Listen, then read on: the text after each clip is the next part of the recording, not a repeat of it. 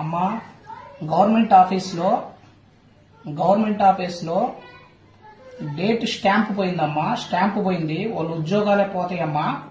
వాళ్ళు ఉద్యోగాలే పోతాయి. మీరు ఎవరనేది చెప్పు తల్లి. పట్టుకో అమ్మా. విజయాది డేట్ స్టాంప్ ఎత్తుకెళ్లారు. చుట్టుపక్కల ఎవరైతే కూర్చొని ఉన్నారో ఆఫీస్లో వాళ్ళు ఎవరనేది చెప్పమ్మా. కుమారి కుమారి కుమారి కుమారి విజయ విజయ విజయ విజయ విజయ ధనమ్మ ధనమ్మ ధనమ్మ ధనమ్మ రమణ రమణ రమణ రమణ రమణ రమణ రమణ మీద వస్తుంది. పట్టుకో అమ్మా. విజయాది డేట్ స్టాంప్ అమ్మా. గవర్నమెంట్ ఆఫీసులో నాగేశ్వరి నాగేశ్వరి నాగేశ్వరి రమణ రమణ రమణ రమణ రమణ రమణనేనా?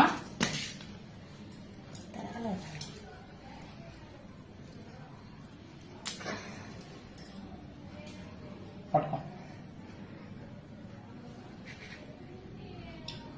రమణ తీసుకున్నాడమ్మా. రమణనేనా? రమణనా? రమణ తీసుకున్నాడా? రమణనేనమ్మా? రమణ అంటారు. పట్టుకో అమ్మా. కరెక్ట్ గా చెప్పమ్మా. మళ్ళీ అది వాళ్ళ ఉద్యోగాలకు సంబంధించింది. గవర్నమెంట్ ఆఫీస్ లో డేట్ స్టాంప్ పోయింది. రమణ తీసుకున్నాడా? రమణనేనా? రమణనా? రమణ తీసుకున్నాడమ్మా. ఓకే రమణ. ఇది వచ్చి హైదరాబాద్ లో ఒక హైదరాబాద్ ఆఫీస్లో పాపం డేట్ స్టాంప్ పోయిందనమాట.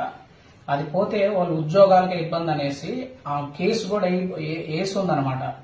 అది రావడం చాలా కష్టం కదా. ఎవరు తీసుకున్నారని కనుక్కోవడమే చాలా కష్టం. బంగారు వెండి డబ్బు పోతేనే కనుక్కోలేకపోతున్నారు. ఎందుకంటే వేలల్లో ఎక్కువైపోయినారు. అవన్నీ కేసులు తీసుకోవాలంటే వీళ్ళకి కూడా చాలా కష్టంగా ఉంది. ఇది ఎవరనేది ఇక్కడ బయటపడిపోయింది అనమాట. వీళ్ళ మీద వాళ్ళు ఖచ్చితంగా కేసు వేసుకోవచ్చు, లేదా నైస్ గా అడిగి తీసుకోవచ్చు. దయచేసి అది ఉద్యోగం పోద్ది, గవర్నమెంట్ ఉద్యోగం కదా ఆ అమ్మాయిది పాపం. మీరు ఆ డేట్ స్టాంప్ అనేది తెచ్చి ఎవరికి తెలియకుండా అక్కడ పెట్టేసేయండి. లేదంటే మీ ఉద్యోగం పోద్ది. చాలా జాగ్రత్త పడండి. మీది కూడా ఉద్యోగమే కదా.